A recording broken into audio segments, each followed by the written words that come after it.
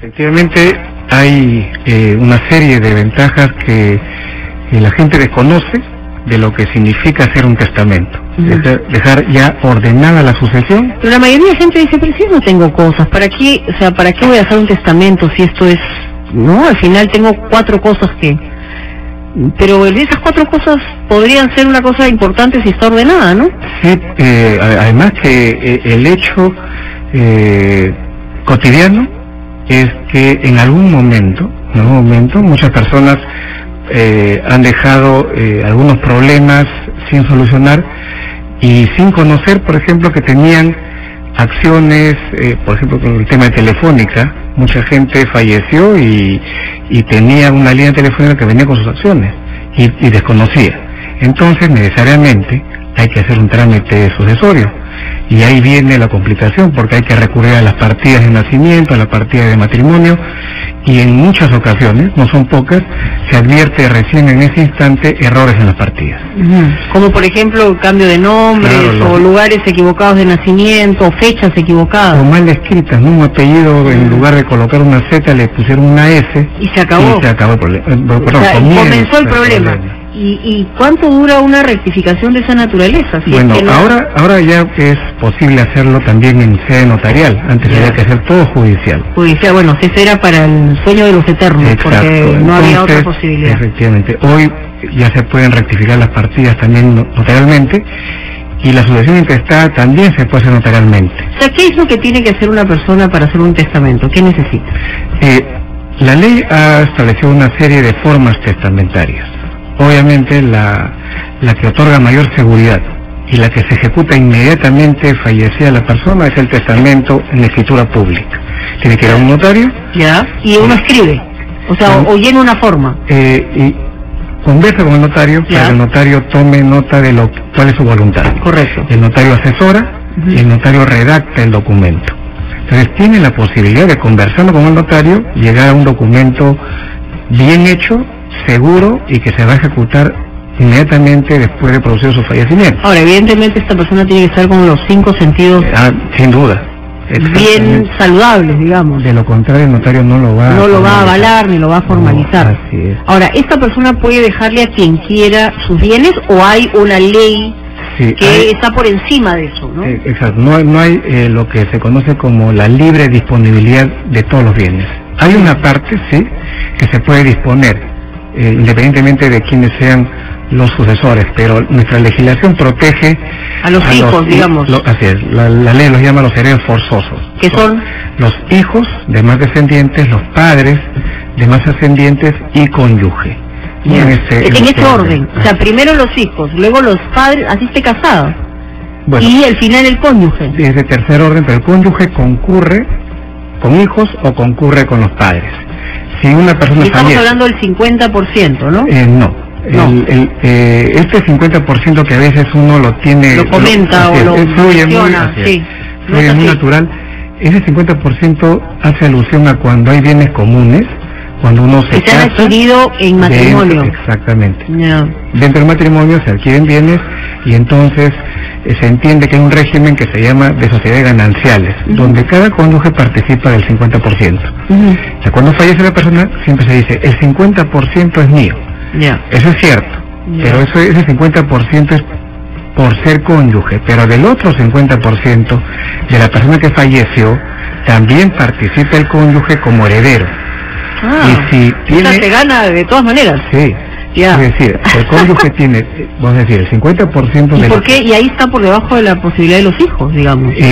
Lo que pasa es que el bien, pues, supongamos que es una casa, la casa de la familia, que fue comprado dentro del matrimonio, el 50% le corresponde a la cónyuge y el 50% al cónyuge. Cuando fallece cualquiera de ellos, el 50% de quien sobrevive, eso se mantiene bajo su propiedad. Lo que es materia de la sucesión es el 50% de quien falleció. Y ese 50% se distribuye entre los herederos.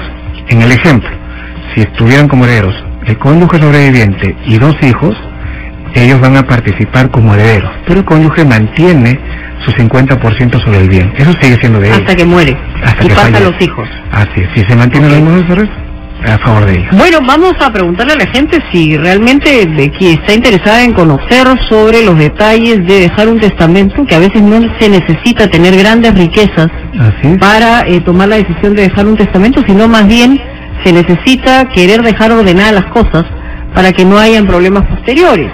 222-0575, 222-0580 o 222-0711, y estamos con el doctor Mario Romero, que nos acompaña para orientarnos en cualquier duda que tenga. Aló, buenas tardes. Hola, Mónica. ¿Qué tal? ¿Con quién hablamos? ¿Qué tal?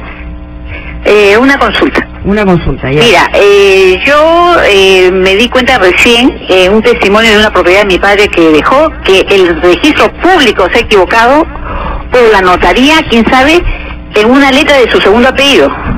Entonces, ¿a nivel de qué puedo hacer este reclamo? ¿Por qué? Porque no, los documentos están todos perfectos. Pero a veces ha sido en el registro público. Así es. Que han equivocado el nombre.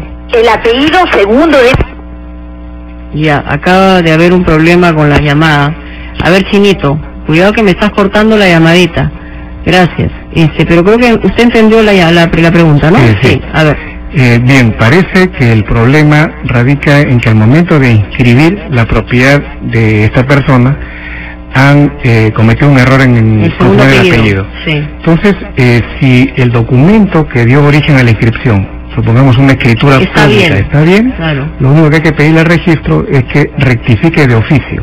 Eso no tiene costo y le dice al registro que ha incurrido un error material y que el apellido es como está en el documento. Y tiene la obligación de hacerlo. ¿Y hay un periodo, hay un plazo? No, si recién han advertido ese error, es posible que lo haga y que el registrador... Y debería ser un trámite rápido. Sí, eso, y es rápido. ¿Es rápido? Es rápido. Ya, ok. El problema, señora, no es un problema grande. Si es que el error también está en el documento. Si está en el documento, ahí sí es un problema. Ahí, en todo caso, tendrá que acreditar con su documento de identidad o con una parte de nacimiento o una parte de matrimonio cuál es el nombre correcto. Ok.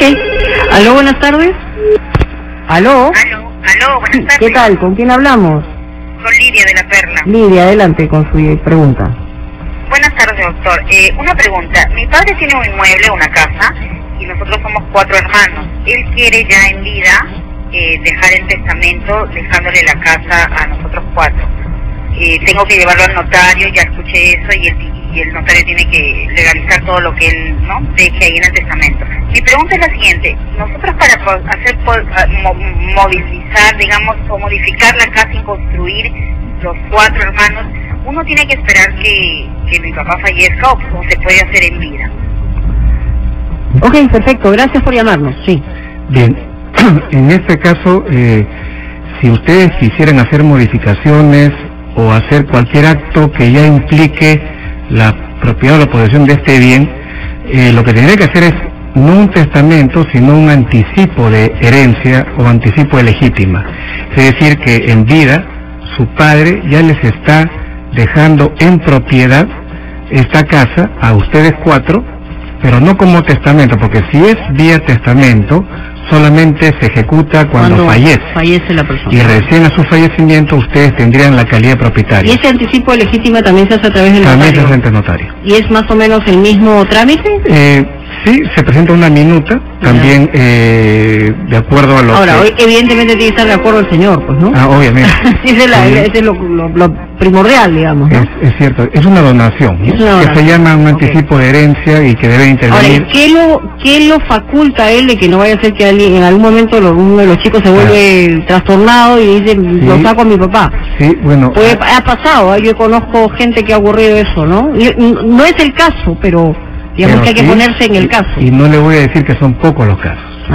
Se entrega en anticipo cuando toda la situación está muy calmada, pero después alguno de ellos se casa, vienen otros parientes y ya la situación se complica y entonces el papá o la mamá o ambos pueden dejar el inmueble sin que ese hubiera sido el deseo. Así es. Entonces lo que se recomienda en estos casos es que a la vez que se hace el anticipo de herencia, en virtud del cual los hijos van a ser los nuevos propietarios, incluir una cláusula en la que se establezca que los padres tienen el derecho de habitación vitalicio. Vitalicio. Eso es, tendría que ser esa cláusula, es la única forma, necesariamente. Muy importante esto, Ojalá que también su papá esté escuchando. Una consulta. Mi esposo, bueno, no nos hemos divorciado, con mi esposo. Él tiene otra pareja y él tiene una casa que la ha comprado, casado conmigo, con esa nueva señora.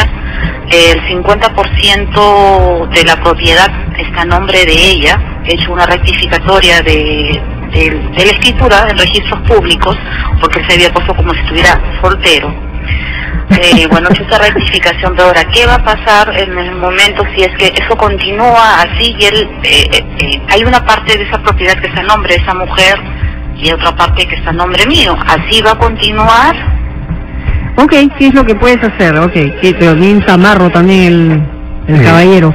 Bueno, ahí habría que precisar en qué condiciones se ha firmado esa escritura pública, porque si él aparece como soltero, en la escritura en realidad hay es válida, ¿no? No, hay un problema porque usted va a poder demostrar fácilmente que a esa fecha estaba casado civilmente con usted y por lo tanto... O sea, si muestra el certificado de matrimonio, punto. Porque en el mismo certificado de matrimonio aparece cuando uno se divorcia. Exacto, al costado. Exacto. Entonces, ya digo, fácilmente se demuestra eso.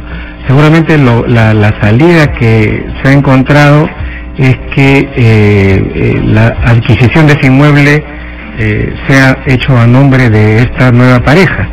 Pero por eso le digo, habría que... Ahora, y de repente he dicho, acá yo me quedo bien con mi pareja, y después cuando yo me muera, que se las arregle como pueda. Y así va a ser la cosa. O sea, pero la esposa sigue manteniendo toda la posibilidad, digamos, de estar clara. Lo que pasa es que ahí aparentemente el 50% no está muy claro, porque el 50% que lo haya logrado adquirir la nueva pareja, el otro 50% de quién es. Decía de que estaba su nombre, pero yo no sé, pues. Claro, si está el nombre, entonces ahí sí ya usted aceptó que la mitad le corresponde a usted y a su esposo, y la otra mitad le corresponde solamente a la nueva pareja.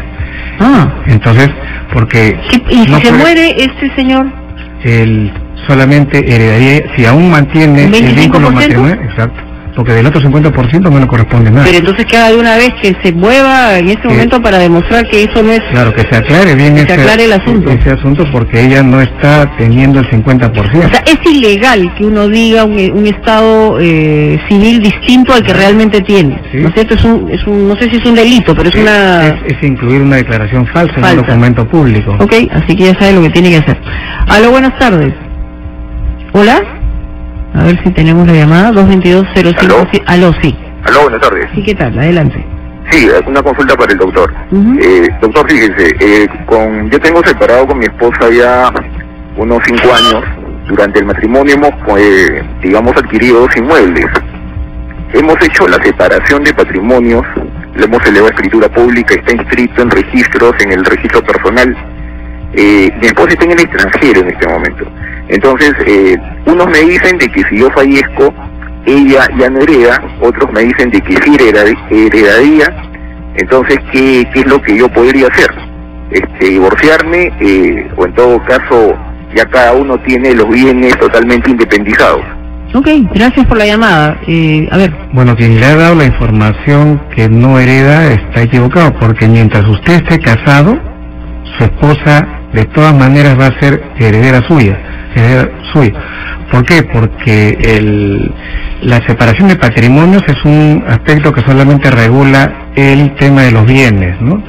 Que hoy este inmueble que han adquirido dentro del matrimonio, la mitad le corresponde a usted y la otra mitad le corresponde a su esposa, pero si fallece usted, es heredero, no sé si tiene hijos, pues son herederos o sus hijos y también su cónyuge. De todas maneras va a heredar. Así hayan separado los bienes y todo. Ella va a mantener la propiedad de su cuota, pero además le va a corresponder heredar de parte suya. Entonces, solamente el divorcio determina que es el fin del vínculo. Que ese es el vínculo matrimonial y por lo tanto ya no hay derecho hereditario.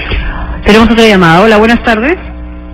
Sí, buenas tardes. Sí, adelante. Mira, Mónica, doctor, quisiera hacer una pregunta. Mi hermano es soltero, que nunca tenía puede dejarse herencia a otro hermano. Porque si tiene una casa o una propiedad puede hacer un... ¿Puede ceder a otro hermano? Ya. Sí. Ok, perfecto, gracias.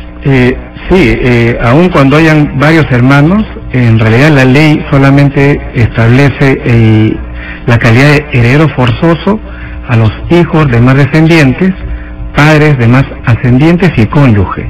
Los demás parientes no tienen la calidad de forzoso, por lo tanto, su hermano podría válidamente dejar los bienes de los cuales él dispusiera en favor de otro hermano con prescindencia de los demás, y no habría ninguna situación ilegal, es perfectamente válido.